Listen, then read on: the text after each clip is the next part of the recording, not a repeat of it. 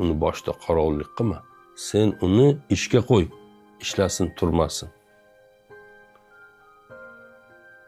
Va hatto siz ishlamayotgan vaqtda ham u daromad keltiradigan manba bo'lishini ta'minlang. Buni yo'lini oching. Bu orqali inson nimaga erishadi?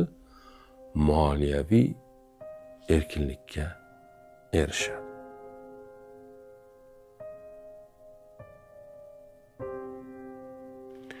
Aynan mana shu qismini o'qiganda men tabiiyki chuqur o'yga toldim. Bu masalada, masalan deylik, meni e'tiqodim bilan bog'liq savollar juda ko'p edi. Albatta bu haqida keyinroq to'xtalaman. Kitobning qahramoni Arkad yana shunday deydi. Seni puling ishlasin, so'ng u topgan pul ham ishlasin. Boyagi 1/10 olib qo'ydik-ku, uni bir joyga sarmoya qildik-ku, uni bir joyga ishlatdik-ku, u ishlasin, u topganini ham ishlasin, unga tegma.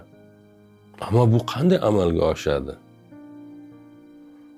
Masalan, men ham ko'pchilik kabi deylik pul topaman. Ammo topgan pulim faqat men uni sarflashimga xizmat qiladi. Ya'ni har doim kamayish jarayoni. Lekin hech ko'paymaydi. Ko'payishi uchun men yana ishlashim kerak. Yana topaman, yana sarflayman, yana yo'qoladi. Hammada ham shunday, sizda ham shunday bo'lsa kerak. Agar bir qism pulingiz yig'ilsa, u zakot darajasiga yetganda, agar uni ishlatmasangiz, ular o'zini o'zi nima qilishni boshlaydi? Yeyishni boshlaydi. Turgan pul o'zini yeydi. U na menga foyda, na jamiyatimga, na oilamga, hech kimga foyda emas.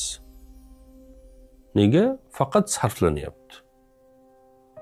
U ko'payganda edi, u zakot qismi ham ko'paygan bo'lardi. Yaxshilik qismi ham ko'paygan bo'lardi.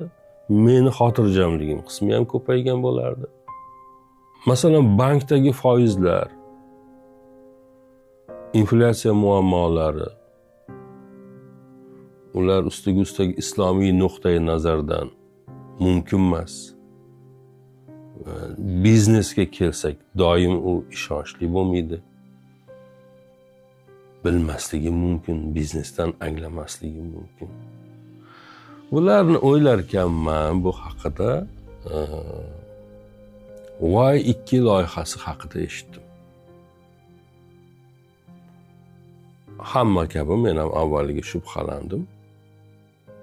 Lekin o'rganib chiqdim. Va tushundim. Bu nima deydi? Real ishlab turgan kompaniyaga sarmoya kiritish imkoniyati ekan. Anglaganim bu bo'ldi. Qaysi kompaniyaga? Jumladan Akfa Aluminium kompaniyasiga. Bu yerda qanaqa falsafa bor desiz, juda oddiy. Siz pulingizni Y2 orqali kompaniyaning ulushiga yo'naltirib qo'yasiz. U yerda ulushdor bo'lasiz siz ham.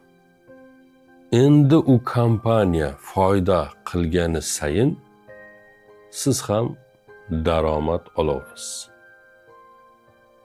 Dividend tarzda. Ya'ni pul sizni o'rningizga boya aytganimizdek nima qilishni boshlaydi? Ishlashni boshlaydi. Bu boyagi Arkad aytgan g'oyaning ayni o'zi. Sizning pulingiz ishlasin, so'ng u topgan pul ham nima qilsin? Ishlasin. Endi diqqat qilishimiz kerak bo'lgan eng muhim nuqta shu. Bu tizim islom moliyasi asosida yaratilgan. Foyda halol, sarmoya ribosiz, shubhasiz. Y2 bu borada zarur barcha sertifikatlarga ega. Bu menga nima beradi? Xotirjamlik beradi. Agar siz ham pulingizni foydali, ishonchli va halol muhitda ishlatmoqchi bo'lsangiz, Y2 o'ylaymanki bir yechim bo'lishi mumkin. Y2 haqida o'ylab ko'rishingiz mumkin. Bu sarmoya sizga nafaqat daromad, balki ishonch, halollik va kelajakka yo'l ochadi.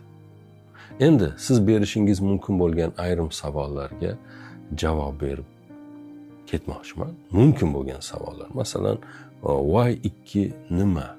Y2 bu investitsion boshqaruv kompaniyasi. U orqali siz yirik sanoat korxonasiga, xususan Akfa Alyuminium kompaniyasining real ulushiga egalik qilishingiz mumkin. Ulushdorga aylanasiz. Endi men ulush egasi bo'lsam, bu nimani anglatadi degan navbatdagi savol bo'lishi mumkin. Bu siz kompaniyaning bir qismiga aylanasiz degan. Ulushdoriga aylanasiz degan. Kompaniya foyda qilgan sayin siz ham dividend ko'rinishida daromad olasiz degan. Bu bir passiv daromad manbai. Siz aytsizki bu bir oddiy aksiya emasmi? Yo'q. Bu real biznesdagi nima? Ishtirok. Siz kompaniya faoliyatiga bevosita sherik bo'lasiz. Bu esa uzoq muddatli barqarorlikni nima qiladi? Anglatadi. Savol, islomiy jihatdan bu halolmi? Boya ham aytdik, ha. Y2 faoliyati to'liq islom moliyasi tamoyillari asosida yaratiladi. Ribo va shubhali faoliyatlardan nima butunlay xoli. Buni tasdiqlovchi sertifikatlar ularda mavjud. Daromad qancha bo'ladi degan eng muhim bitta savol. Yiliga o'rtacha 10-15% gacha halol va real daromad nima qilishingiz mumkin, olishingiz mumkin. Bu nimaga bog'liq? Bu kompaniyaning faoliyati va o'sishiga bog'liq. Endi men qilayotgan sarmoya qanday valyutada hisoblanadi? Sarmoyangiz AQSh dollariga identifikatsiya qilingan, ya'ni valyuta kursining pasayishidan nima qilingan? Himoyalangan. Dividendlar esa to'lov kunidagi kurs bo'yicha nima qilinadi? Sizga to'lanadi. Endi nechta kompaniyaga sarmoya kiritishi mumkin degan bir savol ham bo'lishi mumkin. Hozircha faqat Y2 orqali siz Akfa Alyuminium kompaniyasining ulushdoriga aylanishingiz mumkin. U yerga sarmoya qilishingiz mumkin. Bu bir barqaror va faol rivojlanayotgan sanoat korxonasi. Bu imkoniyat kimlar uchun? Bu o'z mablag'ini halol yo'lda ko'paytirishni va uzoq muddatli passiv daromad manbai yaratishni istagan har bir investor uchundir. Qanday qilib boshlashi mumkin degan navbatda yana bir muhim savol bor. Uning javobi quyidagi havola orqali sizga beriladi. U yerda ro'yxatdan o'ting, maslahat oling va birinchi sarmoyangizni kiriting. Qolganini esa biznes siz uchun hal qiladi. Diqqat bilan eshitganingiz uchun rahmat.